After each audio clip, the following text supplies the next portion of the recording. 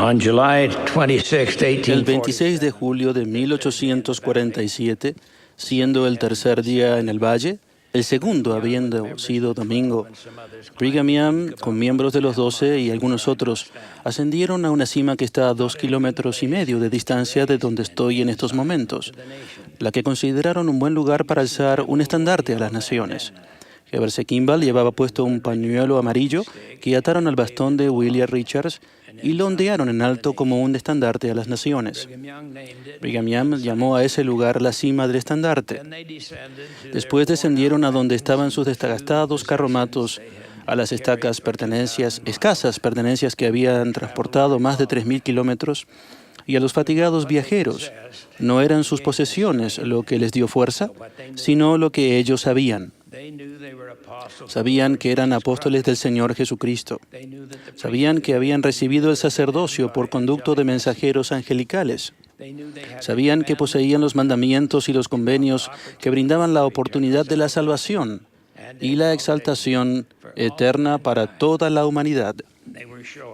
Tenían la seguridad de que llevaban con ellos la inspiración del Espíritu Santo. Pronto se ocuparon en arar huertos y construir refugios contra el invierno que estaba a las puertas. Se prepararon para recibir a los que aún estaban en las llanuras y que llegarían a ese nuevo lugar de recogimiento. Una revelación escrita 9 años atrás se dirigía a ellos. De cierto os digo a todos, levantad y brillad, para que vuestra luz sea un estandarte a las naciones, a fin de que el recogimiento en la tierra de Sión y sus estacas sea para defensa y para refugio contra la tempestad y contra la ira, cuando sea derramada sin mezcla sobre toda la tierra. Ellos debían ser la luz, la norma. La norma, establecida mediante la revelación, se encuentra en las Escrituras, a través de las doctrinas del Evangelio de Jesucristo. Los principios de la vida que seguimos, según el Evangelio, se basan en la doctrina y las normas coinciden con los principios. Estamos ligados a las normas mediante los convenios, según las administran por medio de las ordenanzas del Evangelio, aquellos que han recibido la autoridad del sacerdocio. Aquellos fieles hermanos no eran libres, ni lo somos nosotros, de alterar las normas ni de pasarlas por alto. Debemos vivir de acuerdo con ellas. No es un remedio ni un consuelo decir simplemente que éstas no tienen importancia, ya que todos sabemos que sí la tienen, porque todos los hombres son suficientemente instruidos para discernir el bien del mal. Si hacemos todo lo que esté a nuestro alcance, no debemos desalentarnos. Si fracasamos, como muchos lo hacemos, o tropezamos, lo que podría ocurrir, siempre está a la mano el remedio del arrepentimiento y del perdón. A fin de evitar toda clase de inmoralidad, debemos enseñar a nuestros hijos la norma de la moralidad. Los maravillosos poderes que llevan en el interior de su cuerpo terrenal se deben utilizar solo entre el hombre y la mujer legítimamente casados, como esposo y esposa. Debemos ser totalmente fieles en el matrimonio. Debemos guardar la ley de diezmo. En la iglesia llevamos a cabo nuestras responsabilidades. Cada semana nos reunimos en la reunión sacramental para renovar los convenios y ganarnos las promesas de esas sencillas y sagradas oraciones del pan y del agua. Debemos honrar el sacerdocio y ser obedientes a los convenios y a las ordenanzas. Aquellos hermanos de la cima del estandarte sabían que debían vivir de manera sencilla y retener la imagen de Cristo en sus rostros. Comprendían que las estacas habían de ser una defensa y un refugio, pero en esa época no había ni una estaca en la tierra. Sabían que su misión era establecer estacas de Sión en cada nación de la tierra. Tal vez se preguntaron, ¿qué clase de ira o tempestad se podría derramar por la que no hubiesen pasado ya? Habían soportado despiadada oposición, violencia, terrorismo. Sus hogares habían sido incendiados y se les había despojado de sus posesiones, despojado. Una y otra vez fueron expulsados de sus hogares y en aquel entonces ellos sabían, tal como lo sabemos ahora, que no habría fin a la oposición. La naturaleza de dicha oposición cambia, pero nunca termina. No habría fin a la clase de desafíos que enfrentarían los primeros santos. Los nuevos desafíos serían diferentes, pero ciertamente no serían menores que aquellos por los que habían pasado. Hoy día, el número de estacas de Sion asciende a miles, y las hay por todo el mundo. El número de miembros asciende a millones y sigue aumentando. Ninguno de estos se puede detener, porque es la obra del Señor. Actualmente los miembros viven en 169 países y hablan más de 200 idiomas.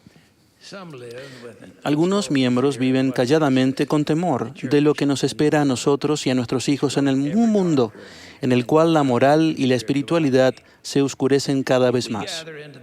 Si nos congregamos en la iglesia, si vivimos los sencillos principios del Evangelio, si vivimos vidas castas, si guardamos la palabra de sabiduría, si cumplimos con nuestros deberes en el sacerdocio y de otra índole, entonces no tenemos por qué vivir con temor. La palabra de sabiduría es la clave, tanto para la salud física como para la revelación.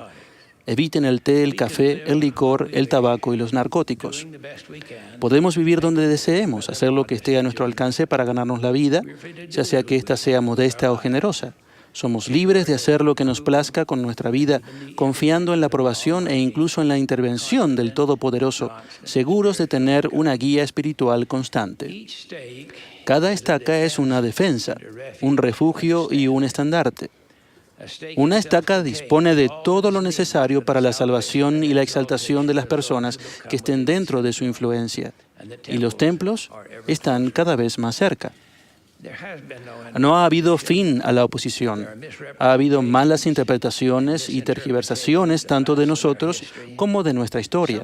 Algunas de ellas malintencionadas y ciertamente contrarias a las enseñanzas de Jesucristo y su Evangelio. A veces, incluso los clérigos o algunas organizaciones religiosas se oponen a nosotros. Hacen lo que nosotros nunca haríamos. Nosotros no atacamos, ni criticamos, ni nos oponemos a los demás como lo hacen con nosotros. Incluso hoy día hay historias ridículas que se han transmitido y repetido tantas veces que se llegan a creer. Una de ellas es que los mormones tienen cuernos. Hace años, me encontraba en un simposio en una universidad de Oregón. Estaban presentes un obispo católico, un rabí, un ministro episcopaliano, un ministro evangelista, un clérigo unitario y yo. El presidente de la institución, el Dr. Bennett, fue el anfitrión de un desayuno. Uno de ellos me preguntó a cuál esposa había llevado. Les dije que solo tenía una para elegir. Por un segundo pensé que se me había escogido para ridiculizarme solo a mí. Entonces alguien le preguntó al obispo católico si a él lo acompañaba su esposa. La siguiente pregunta que me hicieron fue: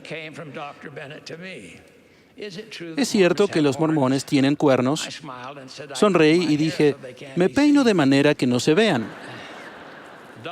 El Dr. Bennett, que estaba totalmente calvo, puso las dos manos en la cabeza y dijo: entonces yo nunca podría ser mormón. Lo más raro de todo es que las personas supuestamente inteligentes afirman que no somos cristianos, lo cual demuestra que saben muy poco o nada en cuanto a nosotros. Hay un principio cierto que dice que no puedes elevarte a ti mismo degradando a los demás. Algunos piensan que nuestras elevadas normas impedirán el progreso. Es justamente lo contrario. Las normas elevadas son como un imán, y todos somos hijos de Dios, atraídos a la verdad y a lo bueno. Hacemos frente al desafío de criar familias en el mundo en nubes de iniquidad cada vez más tenebrosas. Algunos de nuestros miembros están preocupados y a veces se preguntan: ¿hay algún otro pueblo, estado o país donde haya seguridad, donde se pueda encontrar refugio? La respuesta es, por lo general, que no. La defensa y el refugio se encuentran donde viven nuestros miembros hoy día. En el libro de Mormón se profetiza: sí, y entonces empezará la obra y el Padre preparará la vía entre todas las naciones, por la cual su pueblo pueda volver a la tierra de su herencia. Aquellos que salen del mundo para entrar en la iglesia, que guardan los mandamientos, honran el sacerdocio y son activos en la iglesia, han encontrado ese refugio. Hace algunas semanas, en una de nuestras reuniones, el elder Robert C. Oakes, uno de los 7 presidentes de los 70, un general jubilado, condecorado con 4 estrellas y comandante de las Fuerzas Aéreas de la OTAN en Europa Central, nos habló de un acuerdo que firmaron 10 naciones a bordo del buque de guerra el Missouri, en la bahía de Tokio, el 2 de septiembre de 1945, lo que dio fin a la Segunda Guerra Mundial. En ese momento, algunos de nosotros nos encontrábamos en Asia. El general Oakes, dijo: no puedo imaginar una situación hoy día en la que se pudiese llevar a cabo una reunión de esa índole, o se pudiese firmar un acuerdo para terminar la guerra contra el terrorismo y la iniquidad en la que nos vemos envueltos. No es esa clase de guerra. No debemos temer, incluso en un mundo donde las hostilidades nunca acabarán. La guerra de la oposición que se profetizó en las revelaciones continúa en la actualidad. Debemos ser felices y positivos. No debemos temer, ya que el temor es lo contrario de la fe. Sabemos que la actividad en la Iglesia se centra en la familia. Donde quiera que se hallen los miembros en el mundo, deben establecer una familia donde a los hijos se les acoja y atesore como herencia de Jehová. Una digna familia, santo de los últimos días, es un estandarte y una norma para el mundo. No solo debemos mantener las más elevadas normas, sino que cada uno de nosotros debe ser un estandarte, una defensa, un refugio. Debemos dejar que alumbre nuestra luz delante de los hombres para que vean nuestras buenas obras y glorifiquen a nuestro Padre que está en los cielos. Todas las luchas y los esfuerzos de las generaciones pasadas han traído la plenitud del Evangelio de Jesucristo a nuestros días, la autoridad para ministrar y los medios necesarios para lograr el ministerio. Todo ello se une en esta dispensación del cumplimiento de los tiempos, en la cual se llevará a cabo la consumación de todas las cosas y la tierra se preparará para la venida del Señor. Todos somos parte de esta obra, tal como lo fueron aquellos hombres que desataron aquel pañuelo amarillo del bastón de William Richards y descendieron de la cima del estandarte. Aquel pañuelo que ondeaba en lo alto marcó el gran recogimiento que se había profetizado, tanto en las escrituras antiguas como en las modernas. Nos referimos a la Iglesia como nuestro refugio, nuestra defensa. Hay seguridad y protección en la Iglesia y se centra en el Evangelio de Jesucristo. Los santos aprendieron a recurrir a sí mismos para ver el poder redentor del Salvador de toda la humanidad.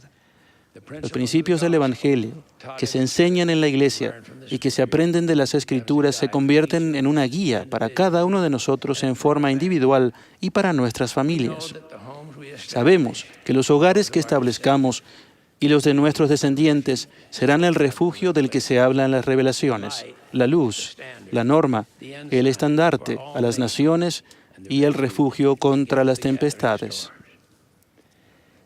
El estandarte al que todos debemos acercarnos es Jesucristo, el Hijo de Dios, el unigénito del Padre, cuya iglesia esta es, cuyo nombre portamos y cuya autoridad llevamos.